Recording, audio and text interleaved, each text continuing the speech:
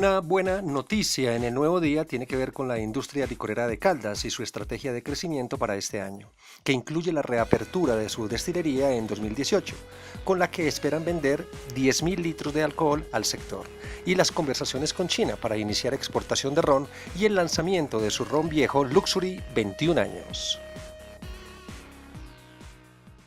La Reserva Natural de la Industria Licorera de Caldas conserva 3 secretos en sus productos: el agua manantial, la madera del roble blanco para la elaboración de los toneles y posterior añejamiento, y la altura. En la Industria Licorera de Caldas protegemos y conservamos el agua y la vida. A los hombres se les puede eliminar, pero a las ideas no. Oiga, que tenemos que crear un caos muy berraco para que nos llamen a paz.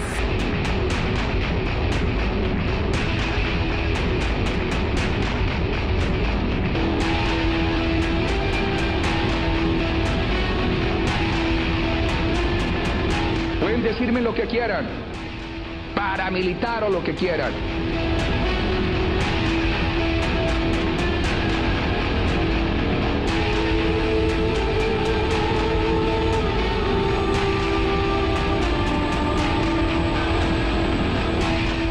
En cualquier caso, su ingreso se habría producido a mis espaldas.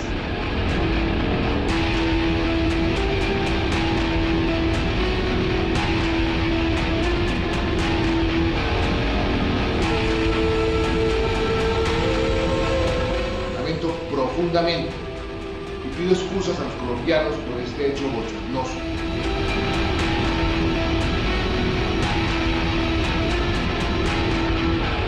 Una operación militar en Venezuela, me faltó tiempo. No le faltó tiempo, le faltaron cojones. Lo que sucedió fue un accidente.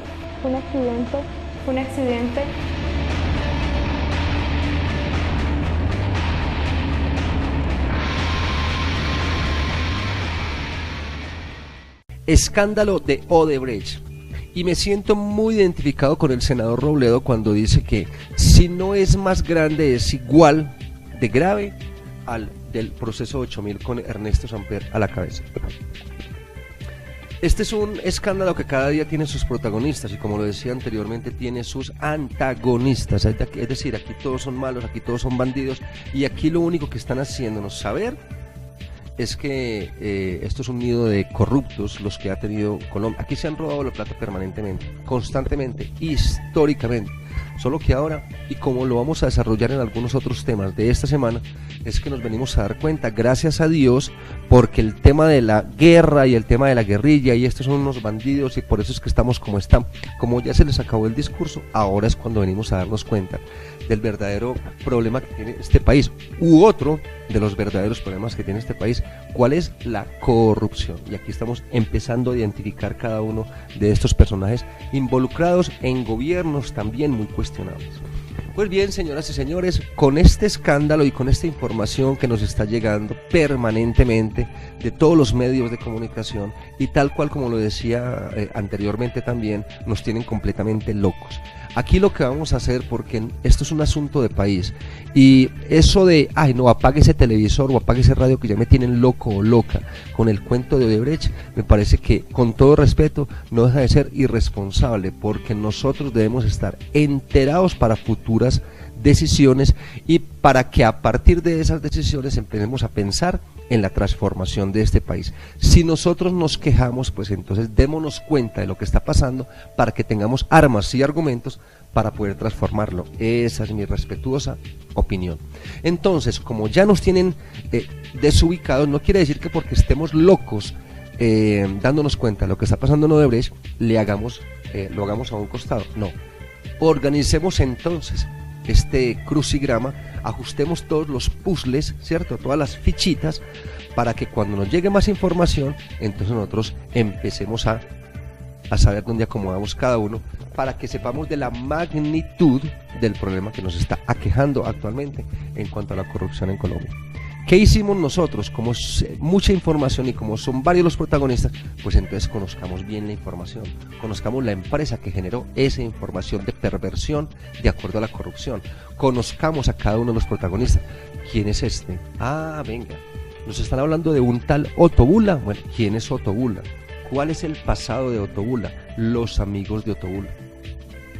Así tal cual con un tal Andrés García, que fue por allá director de Coldeportes. Ah, venga, también estaba involucrado. Listo, miremos a ver quién es ese tal Daniel García. Gabriel García, el viceministro. ¿Quién es Gabriel García? Trabajó en el gobierno de Uribe, pero ¿qué hacía antes? ¿Por qué lo vincularon? ¿Por qué se vinculó a Odebrecht? Muchas cosas. Ese tal Duda Mendoza, que nos dicen que es un publicista, no, nos lo venden como un estratega publicitario, pero ojo, ese tiene algunos antecedentes, ese no deja de ser un bandido en Brasil. Entonces, la idea es que conozcamos cada uno de estos protagonistas y así empezamos a entender esta novela que parece cada vez tener más capítulos y más antagonistas, llamada Odebrecht. Y empezamos con Odebrecht. Este es un conglomerado brasileño de negocios en los campos de la ingeniería y la construcción. También participa en la manufactura de productos químicos y petroquímicos. Instituida como compañía en 1994, el grupo está presente en Sudamérica, América Central y el Caribe, Norteamérica, África, Europa y el Medio Oriente. La compañía constructora privada fue fundada por el ingeniero Norberto Odebrecht Penambuco en 1994 en Salvador de Bahía, pero hasta el 2015 la compañía fue dirigida por su nieto Marcelo Odebrecht. El 21 de diciembre de 2016, el Departamento de Justicia de los Estados Unidos publicó una investigación sobre la constructora brasileña Odebrecht, en la que se detalla que la misma habría realizado coimas de dinero y sobornos a funcionarios públicos del gobierno de 12 países para obtener beneficios en contrataciones públicas, es decir, en Angola, Mozambique, México, Panamá, Guatemala, República Dominicana, Perú, Argentina, Venezuela, Ecuador, Estados Unidos y no podría quedarse atrás, Colombia. Ahora bien, ¿quién es Marcelo Odebrecht? Marcelo Bahía Odebrecht nació el 18 de octubre de 1968 en Salvador, Bahía. Es hijo de una reconocida familia de empresarios brasileños. Fue la cabeza principal de la organización Odebrecht, un grupo brasileño con diversos negocios en los campos de la ingeniería y la construcción, y una de las constructoras más grandes de América Latina. El 19 de junio de 2015 fue imputado junto con otros empresarios brasileños en la investigación conocida como Operación Lava Jato en el marco de sospechas de corrupción de la petrolera estatal Petrobras, lo que dio inicio a investigaciones más profundas sobre los posibles sobornos de Odebrecht en varios países de América Latina para la consecución, por medio de sobornos, de contratos de grandes obras de infraestructura. Quienes lo conocen lo definen como un sabueso para los negocios, experto en lobby político con presidentes de Estado para lograr sus oscuros objetivos. Reafirmó su poderío en toda América Latina para convertir Odebrecht en la empresa de infraestructura más poderosa del continente, pero el poder hoy se tambalea. Marcelo Odebrecht tiene 46 años y está detenido en una cárcel de máxima seguridad en Curitiba, estado de Paraná, en Brasil.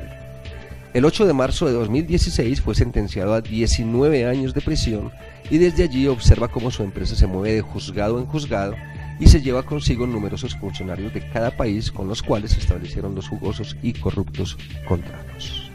Ahora miremos algunos de los involucrados por sobornos de Odebrecht en Colombia. Gabriel Ignacio García Morales, acusado de recibir un pago de $6.5 millones por parte de Odebrecht a cambio de garantizar que esta sería la única firma habilitada para la licitación del tramo 2 de la Ruta del Sol, que fue adjudicado por la INCO cuando este estaba bajo su administración. ¿Quién es Gabriel García? Nació en Cartagena, es economista de la Universidad de los Andes y especializado en los Estados Unidos. En el 2009 llegó al Viceministerio de Transporte y fue director encargado del INCO. También fue docente de la Facultad de Ciencias Económicas y Administrativas de la Universidad Tecnológica de Bolívar, donde dirigió la cátedra de Microeconomía. En su momento, cuando lo designó para el cargo, el expresidente Uribe lo calificó como una de las personalidades jóvenes más importantes del Caribe y de la patria, un hombre probo, decente, honesto y pulcro en sus principios. También fue condecorado por ser uno de los 5 cartageneros ilustres de esa administración. En diciembre, tras estallar el escándalo de Odebrecht, García volvió a salir ante la opinión pública con un comunicado en el que habló de falsas sindicaciones y señalamientos en su contra. En esa misma comunicación dijo que iba a demostrar ante las autoridades que ejerció su cargo con rigor y transparencia y que en ningún momento y bajo ninguna circunstancia recibió sobornos de ninguna especie proveniente de compañías participantes en licitaciones. Después de conocerse las contundentes pruebas en su contra, no le quedó otro camino a este hombre probo y pulcro en sus principios que declararse culpable. Otto Bula. Otto Bula recibió entre 2013 y 2014 un porcentaje de un soborno por 4.6 millones de dólares por parte de la constructora brasileña Odebrecht. La fiscalía le va a imputar cargos por cohecho, es decir, soborno y enriquecimiento ilícito, pues el excongresista habría sido contratado por Odebrecht en 2013 para conseguirle una adición a su contrato del sector 2 de la Ruta del Sol que consiguió en 2009. A Otto Bula le pagaron parte de un soborno de 4.6 millones de dólares para que esta adición tuviera condiciones que favorecieran a Odebrecht, como aumentar el valor de los peajes vigentes. Pero ¿quién es Otto Bula? Hasta hace 15 años un político en el mapa electoral de la costa caribe, de Sahagún, Córdoba. Bula era el reconocido personaje que ocupó la curul de Mario Uribe, el primo del expresidente Álvaro Uribe, quien salió del Congreso con una investigación a cuestas por parapolítica, es decir, vínculos con paramilitares, y que luego lo llevó a una condena de 7 años y 6 meses de prisión. En 2002, el entonces congresista Mario Uribe multiplicó sus votos en los municipios cordobeses de Sahagún, Montelíbano, Planeta Rica y Chinú, según la Corte Suprema de Justicia, gracias a las alianzas forjadas con políticos locales como Otto Bula, quien fue suplente de Uribe en el Congreso entre 1998 y 2002, pero también entre 2002 y 2006. Después de las elecciones de 2002, Otto Bula se desvaneció del mapa electoral, pero no del de los escándalos.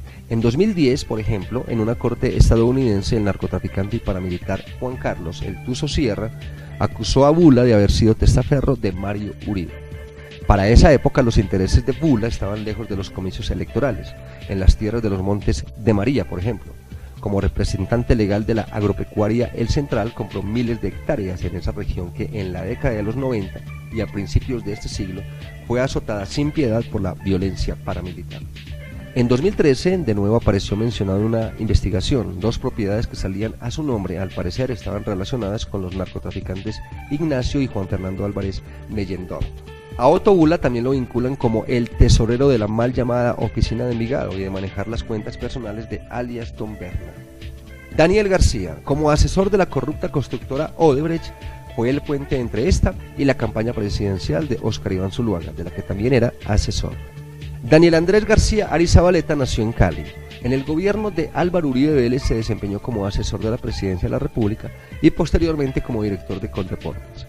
Fue viceministro de Transporte en la cartera que dirigía Andrés Uriel Gallego. En el 2007 fue director del Invías y actualmente es integrante del Comité Político del Centro Democrático.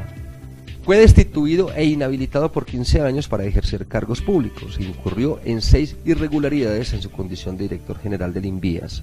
Los cargos por los que se le destituyó e inhabilitó se refieren a las conductas desarrolladas en su calidad de director general del Instituto Colombiano de Deportes Coldeportes, cargo que ejerció desde el 2003 hasta agosto de 2006, asimismo como director general del Invías. La investigación disciplinaria indicó que Daniel García utilizó información falsa para acreditar su experiencia profesional y cambió los requisitos para poderse posesionar en los cargos que ocupó. También mintió en su hoja de vida diciendo que era arquitecto graduado de la Universidad de San Buenaventura en Cali, donde solo cursó varios semestres, pero jamás se graduó como tal. Aún así, Uribe lo mantuvo en los 2 cargos, pero después de su destitución fue nombrado integrante del Comité Político del Centro Democrático. Roberto Prieto está señalado por los acusados y encarcelados Otto Bula y Gabriel García de permitir el ingreso de $1 millón de Odebrecht a la campaña Santos Presidente. Pero ¿quién es José Roberto Prieto Uribe? Este hombre nació en 1967 en Manizales, en el seno de una de las familias más prestantes de Caldas. Su padre, Luis Prieto Ocampo, fue designado por Alfonso López Miquelsen como alcalde de Bogotá y trabajó de la mano de Luis Carlos Galán como su gerente de campaña. Su hermano Francisco Prieto Uribe reemplazó a Mario Aristizábal como gobernador de Caldas cuando este fue suspendido. Realizó sus estudios de economía en la Universidad Externada, especialización en mercadeo en EAFIT y un diplomado de alta gerencia en el INALDE de la Universidad de La Sabana. Inició su carrera trabajando en los medios de comunicación, administrando pautas regionales de emisoras, lo que lo puso en contacto con candidatos políticos como Ernesto Samper. Prieto debió responder en el marco del proceso 8000 por cerca de 600 millones en pautas de la campaña liberal. Como administrador publicitario resultó involucrado en una polémica judicial que llegó hacia la Corte Suprema de Justicia.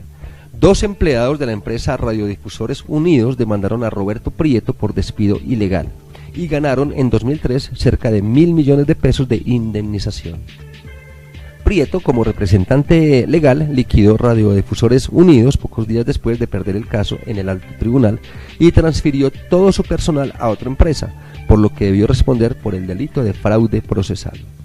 Roberto Prieto y Juan Manuel Santos entraron en contacto como parte de su labor de venta de publicidad y en 1997 trabajaron juntos en su precandidatura por el Partido Liberal. Prieto dirigió la Fundación Buen Gobierno de Santos entre 2000 y 2004 y en 2006 lideró la campaña del Congreso del Partido de la U. Para 2010 la labor de Prieto se enfocó en reorganizar el Partido de la U para apoyar la candidatura presidencial de Santos. El 3 de mayo de este año asumió como gerente de la campaña santista tras la llegada del polémico asesor venezolano JJ Rendón y la renuncia de Alberto Velázquez.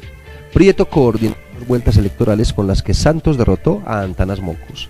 Con la victoria electoral, Santos envió a Prieto a Washington como representante de Colombia ante el Banco Interamericano de Desarrollo, hasta noviembre de 2013. En esa fecha asumió el mandato de la campaña reeleccionista y, según dijo en un comunicado, tras las acusaciones de la Fiscalía, tomó la decisión de restringir todas las donaciones a la campaña y financiarse únicamente mediante el dinero de reposición de votos. Prieto se declaró dispuesto a responder por sus actividades ante la autoridad competente, que según las declaraciones del fiscal Néstor Humberto Martínez, sería el Consejo Nacional Electoral. Duda Mendoza. El nombre de Duda Mendoza es uno de los más importantes en medio de la investigación de las relaciones de Odebrecht con algunos de los políticos reconocidos de Latinoamérica, entre ellos el ex candidato a la presidencia de la República, Óscar Iván Zuluaga. José Eduardo Calvanti de Mendoza, su nombre de pila, nació en Bahía, Brasil, en 1942. Empezó como agente inmobiliario en su ciudad natal, luego pasó a vender anuncios publicitarios de bienes y raíces y en 1992 creó una pequeña agencia de publicidad. Uno de sus primeros clientes fue Paulo Maluf, empresario y gobernador del estado de Sao Paulo, quien fue elegido gracias a una andanada publicitaria sin precedentes, planeada y ejecutada en gran medida por De Mendoza. Con el éxito de la campaña de Maluf, Duda Mendoza empezó a trabajar con varios políticos no solamente de Brasil, sino también de Argentina y Portugal. Por ejemplo, participó en una campaña para mejorar la imagen de Carlos Menem de Argentina y en la de Eduardo Duhalde en 1999. Menem fue condenado por peculado en 2015 y acusado de varios casos de corrupción en el país austral. Tal vez el más importante de sus triunfos fue el que consiguió en 2002. El candidato del Partido de los Trabajadores PT, Luis Ignacio Lula da Silva, buscó su ayuda. Mendoza asumió la campaña publicitaria que logró los seguidores necesarios para lograr la victoria de Lula, luego de 4 intentos fallidos. Según los expertos, se trató de una campaña agresiva que buscó acercar al líder sindical a la clase media. El resultado fue el planeado y Lula quedó elegido como presidente de Brasil, en un hecho catalogado como sorpresivo y sin precedentes. Mendoza se convirtió en uno de los asesores políticos más buscados del continente. El prestigio de Duda lo hizo participar en más campañas políticas, a tal punto que para 2014 contaba con 3 agencias publicitarias y decenas de clientes poderosos. Una atendía a clientes empresariales como el Banco Excel, el Centro Comercial El Dorado y la constructora Odebrecht. Otra producía videos. La tercera, Duda Mendoza Marketing Político, se dedicaba únicamente a asesorar campañas electorales. El senador Iván Duque, quien asistió a la reunión entre Duda Mendoza y Zuluaga en el Hotel de Sao Paulo en febrero de 2014, recordó que el asesor mostró cientos de videos de su participación en política. La gran mayoría fueron de la campaña de Lula. A pesar del éxito que rodeó a Mendoza, su carrera se ha visto rodeada de un gran número de polémicas, a tal punto que fue llamado en el juicio del siglo contra el expresidente Lula en 2012. En esa oportunidad se le acusó de lavado de activos debido a que el PT le consignó millones de dólares por la campaña de 2002 en cuentas en el exterior, pero todo fue absuelto por la justicia. En 2015, Mendoza y su socio Joao Santana fueron involucrados y capturados en el marco del escándalo de corrupción Lava Jato, donde está involucrada Odebrecht, uno de los más grandes de la historia de Brasil y que se ha convertido en escándalo nacional e internacional. Según los jueces que investigan el caso, los asesores políticos han sido piezas claves para desenmarañar los sobornos que Odebrecht entregaba a cientos de políticos en América Latina y África. Las declaraciones de Duda Mendoza, la justicia brasileña, no solo han involucrado al ex candidato Zuluaga con la entrega de recursos de Odebrecht, también se le ha mencionado con la entrega de recursos a la presidenta chilena Michelle Bachelet, a Paulo Scaff, que es ex candidato a la gobernación de Sao Paulo y cercano al actual presidente de Brasil, Michel Temer, así como a candidatos en Perú y Paraguay. Pero el impacto de la asesoría de Mendoza no fue menor en Colombia. La Z en la campaña de Zuluaga, los comerciales provocativos en oposición a Juan Manuel Santos y la decisión de enfocarse en la oposición al proceso de paz fueron ideas suyas. He ahí entonces el perfil de estos personajes que conforman toda esta telaraña de corrupción llamada Odebrecht. Unos extranjeros, otros colombianos. Siempre está como la pregunta en el aire de si estos colombianos corruptos, estos bandidos corruptos, se comieron estos dulces solos o si también le dieron a los dueños de las cafeterías. Ya que estamos hablando de este bajo mundo, pues valdría la pena recordar a Pablo Escobar con su Catedral Resort. Por allá en 1992 se le escapó una frase que quedó para el recuerdo, ¿cierto? Una frase que se volvió memorable. Cuando dijo, somos bandidos y entre bandidos nos entendemos. La Reserva Natural de la Industria Licorera de Caldas conserva 3 secretos en sus productos: el agua manantial, la madera del roble blanco para la elaboración de los toneles y posterior añejamiento, y la altura. En la Industria Licorera de Caldas protegemos y conservamos el agua y la vida. Otra buena noticia en el nuevo día tiene que ver con la elección de la Industria Licorera de Caldas como la mejor productora de ron en 2016, en el 6º Congreso del Ron.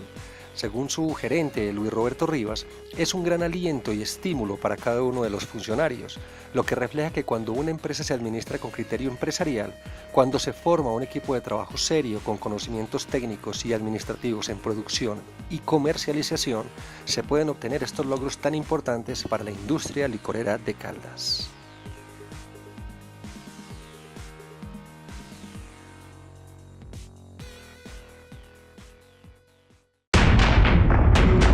A los hombres se les puede eliminar, pero a las ideas no. Oiga, que tenemos que crear un caos muy berraco para que nos llamen a paz.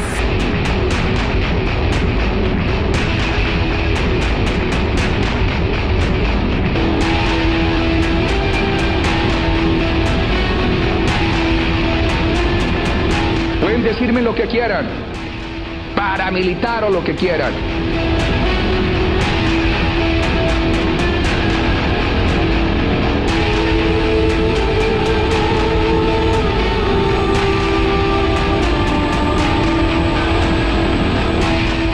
En cualquier caso, su ingreso se habría producido a mis espaldas.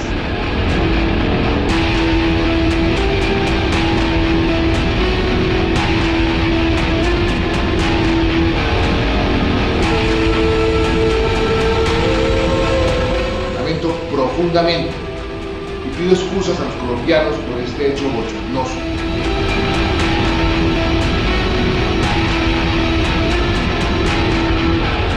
Una operación militar en Venezuela, me faltó tiempo. No le faltó tiempo, le faltaron cojones. Lo que sucedió fue un accidente